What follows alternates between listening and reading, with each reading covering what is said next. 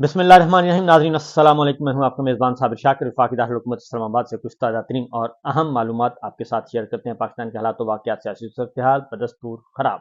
और उन्हें एक गैर आइनी, गैर कानूनी, गैर जमहूरी तरीके से ठीक करने की कोशिश की जा रही है, बल्कि एक ऐसा जाली निज़ाम मुसल्लत किया गया है जिसको पाकिस्तान के अवाम, दुनिया और महज़्ज़ब दुनिया कबूल करने के लिए तैयार नहीं है। लेकिन हमारे जो ताकतवर हुक्मरान हैं, डिफेक्टो रूलर्स और डिजोरे रूलर्स, वो सब के सब इस तगोदौ में लगे हुए हैं कि 25 करोड़ अवाम को भेड़ बकरियों की तरह डील किया जाए और उनके तमाम हुकूक गस्ब कर लिए जाएं। तमाम हुकूक गस्ब करके अपनी ताकत के बलबूते पर इन पे हुक्मरानी की जाए और इनके किसी किस्म की शहरी आज़ादियाँ ना हो, सियासी आज़ादियाँ ना हो, जमहूरी आज़ादियाँ ना हो। ये एक ऐसा निज़ाम मुसल्लत करना चाह रहे हैं जिस पे इनको मुसलसल नाकामी का सामना है। अब आहिस्ता आहिस्ता दोबारा से एक नई तहरीक जो है वो आ रही है और उस तहरीक के नतीजे में मुझे बहुत यकीन है कि उस तहरीक के नतीजे में कुछ बेहतरीन नतीजा निकलेगा। उसकी वजह यह है कि अब एक अदलिया को दबाने के लिए कोशिश की जा रही है। जहाँ से मज़ाहमत हो रही थी, जहाँ आइनी ताकत है उनके पास, उसको रोकने की कोशिश की जा रही है और अदलिया पे कब्जा जमाने की कोशिश की जा रही है और जजेस को पपेट बनाने की कोशिश की जा रही है, कठपुतली जजों को लाने की कोशिश की जा रही है। ये सब कुछ हो रहा है और उसके खिलाफ अब बाकायदा तौर पर आज मज़ाहमत शुरू हो गई है और सुप्रीम कोर्ट ऑफ पाकिस्तान के बाहर, और जहां इस वक्त काजी फायद ईसा साहब चीफ जस्टिस हैं और सीट पर बराजमान हैं, और ये पहला नहीं दूसरा मौका है कि किसी भी चीफ जस्टिस के खिलाफ कमरा अदालत के बाहर और सुप्रीम कोर्ट के बाहर गो काजी गो के नारे लगना शुरू हो गए हैं। गो डोनट गो के नारे लगे। मुझे इससे इख्तलाफ है, डोनट का नाम नहीं आना चाहिए। गो काजी गो के नारे लगे हैं और शर्मिंदगी तेरी जिंदगी शर्मिंदगी, इस तरह के नारे लगे हैं। और आज वकला ने सुप्रीम कोर्ट ऑफ पाकिस्तान के बाहर रेड जोन में एहतजाज किया है और वकला की तरफ मुख्तलिफ इसमें बार एसोसिएशंस आई हैं और लाहौर से, पेशावर से, कराची से, बलूचिस्तान से वकला की नुमाइंदगी मौजूद थी। और इसका बुनियादी मकसद सिर्फ और सिर्फ ये है कि अब एक शब खून मारने की कोशिश की जा रही है। 26वीं आइनी तरमीम के जरिए एक ऐसी पार्लिमान से ये तरामीम मंजूर करवाना मकसूद है जिस पार्लिमान की अपनी कोई हैसियत नहीं, वो एक नाजायज़ पार्लिमान है और एक नाजायज़ पार्लिमान के साथ साथ गैर आइनी और गैर कानूनी है। उसकी अपनी हैसियत वो नहीं जो कि होनी चाहिए, क्योंकि चोरी का मैंडेट लेकर आए हैं और चोरी शुदा मैंडेट के साथ ही आए हैं, जिसके बाद अब ये आइन को तोड़ना चाहते हैं, जिसकी बात मैं कर रहा हूँ और मुसलसल ये बात करते रहेंगे। और इसके लिए ज़रूरी है कि इस वक्त तमाम के तमाम वकला तंजीमें और मीडिया ख़ास तौर पे वो आगे आए और इन चीज़ों को आगे बढ़ाए और तलबा को भी आगे आना चाहिए। तलबा को अपने तालीमी इदारों से बाहर निकलना होगा और इस जानिब भी तवज्जो देना होगी, क्योंकि बांग्लादेश में तलबा ने ये काम किया है कि 15 साला वहाँ का जो फिस्ताई निज़ाम है उसको उखाड़ कर फेंक दिया सिर्फ 4 हफ्तों में। लेकिन उससे पहले उन्होंने तवील तैयारी की। इसलिए जनाब ये सिचुएशन है। आज रावलपिंडी हाई कोर्ट में एप्लीकेशन थी। रावलपिंडी में जलसे के लिए जो पाकिस्तान तहरीक इंसाफ ने दी थी, उस एप्लीकेशन को आज सुबह सुबह वापस ले लिया गया और इमरान खान साहब ने हिदायत की थी कि अब 28 सितंबर को रावलपिंडी में कोई जलसा वलसा के लिए दरख्वास्त नहीं देनी और हम जलसा नहीं करेंगे, बल्कि अब हम एहतजाज करेंगे और एहतजाज के दायरे को वसी करेंगे। लिहाजा आज जब ये दरख्वास्त मुतालिका बेंच के सामने आया तो पाकिस्तान तहरीक इंसाफ के वकला ने कहा कि जी ये हम दरख्वास्त वापस ले रहे हैं। लिहाजा वो दरख्वास्त वापस ले ली गई और अब रावलपिंडी में 28 सितंबर को यानी कि कल एहतजाज होगा लियाकत बाग के गिरदोनवा में, और इसके लिए मुल्क भर से लोगों को कहा गया है कि वो भी आएँ और इस एहतजाज में शरीक हों।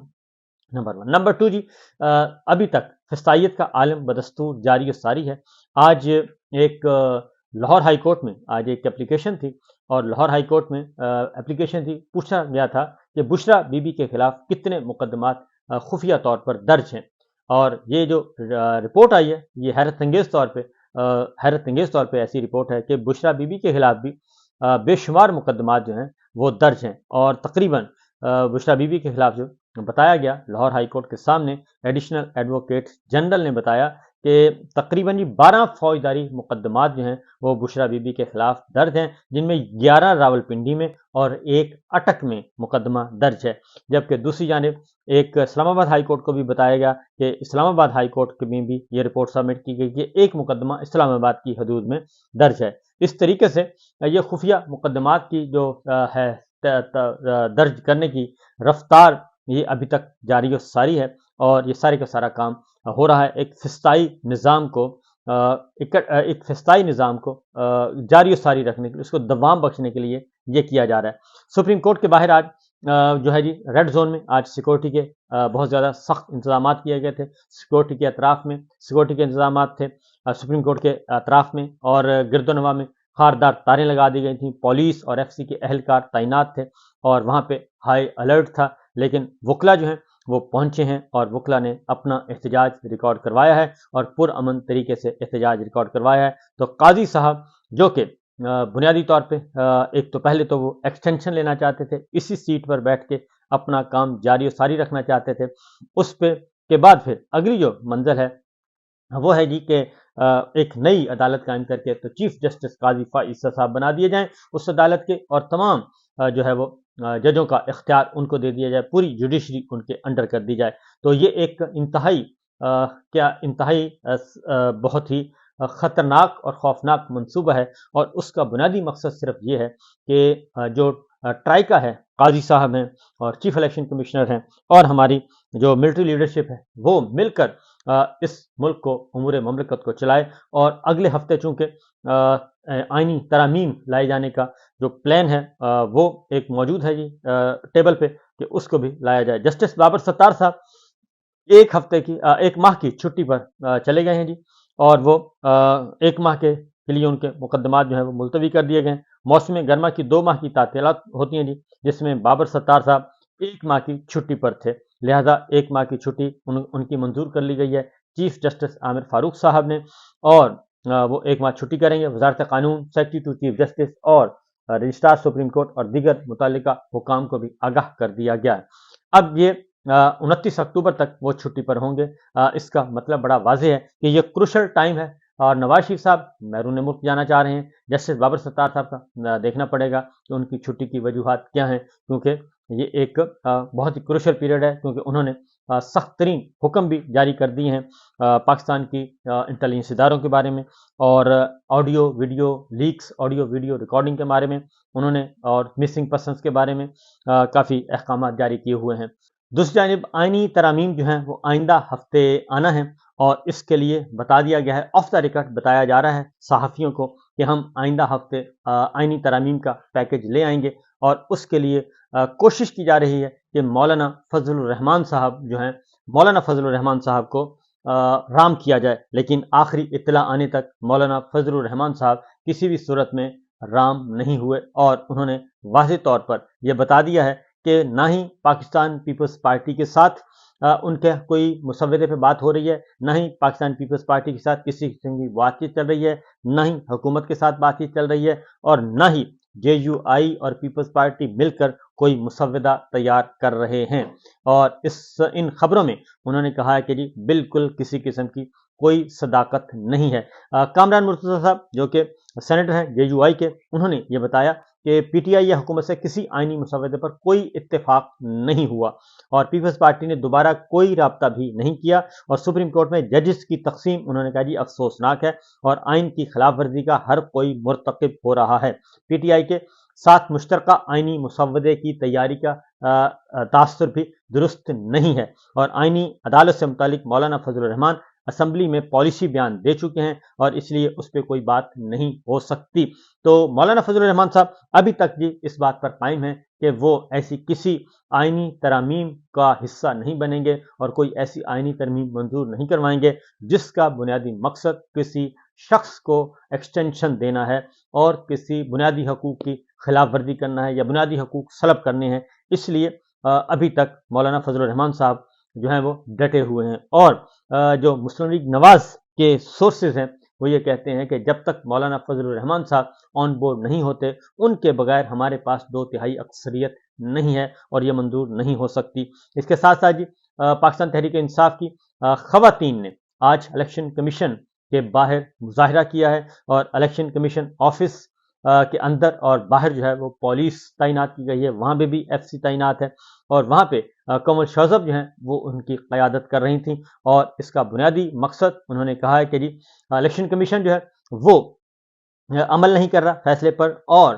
ہمیں پتہ ہے کہ اس کے ڈورے کون ہلا رہا ہے اور الیکشن کمیشن کس کی طرف دیکھ رہا ہے۔ چیف الیکشن کمشنر آئین اور قانون کی بجائے وہ فرد واحد کی طرف دیکھتا ہے اور فرد واحد سے جو حکم آتا ہے اس پر وہ عمل کرنے کی کوشش کرتا ہے۔ اس لیے پہلے فیصلے پر عمل کیا جائے اور اس کے بعد نظر ثانی کی درخواستیں جب آئیں گی تو اس وقت سنا جائے گا اور دیکھا جائے گا۔ اور اسی طریقے سے الیکشن کمیشن اس کے بعد ہی خواتین نے مظاہرہ کیا، چیف الیکشن کمشنر کے خلاف، الیکشن کمیشن کے خلاف نعرے بازی کی اور وہاں پہ بھی ایک سلسلہ شروع ہو چکا ہے۔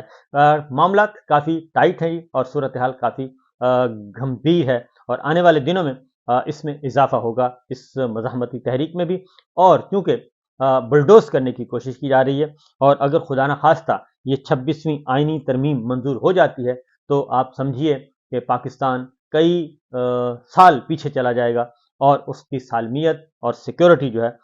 وہ بہت زیادہ اس پہ سوالات اٹھیں گے اور اسے نقصان پہنچے گا۔ یہ بات آپ ذہن میں رکھیے گا جی، اس میں کوئی شبہ نہیں ہے، یہ کوئی میری اور آپ کی بات نہیں ہے بلکہ یہ چیزیں جو ہیں بہت ضروری ہیں۔ آج ایک اور خبر جو کہ آئی وہ ایک کہنا چاہیے کہ ایک پریشر سپریم کورٹ کی پہ ایک عوامی پریشر، ایک آئینی اور قانونی پریشر جو ہے اس کا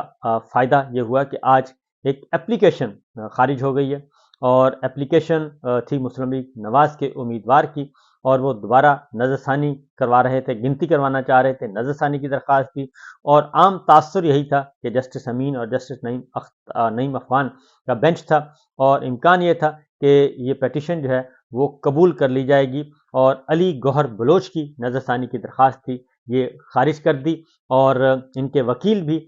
سپریم کورٹ بار ایسوسی ایشن کے صدر تھے جناب، وہ آئے تھے اور ان کے وکیل تھے لیکن وہ بھی نہ پوری ہو سکی اور سپریم کورٹ نے یہ اپیل علی گوہر بلوچ کی نظر ثانی کی درخواست خارج کر دی اور یہ تاثر بہت زیادہ تقویت پکڑ چکا تھا کہ یہ سیٹ بھی مسلم لیگ نواز کو واپس لوٹا دی جائے گی اور تاکہ ان کی 2/3 اکثریت جو ہے اسمبلی میں پوری ہو سکے۔ اس طریقے سے یہ ہیں اب تک کی اطلاعات و نشریات اور یہ ہیں آپ کی خبریں جو کہ میں نے کہا آپ کو ذرا بتا دوں گی۔ باقی انشاءاللہ اگلے ولاگ میں کچھ اور خبریں ہوں گی۔ معاملات کافی سنجیدہ نوعیت کے ہیں، اس میں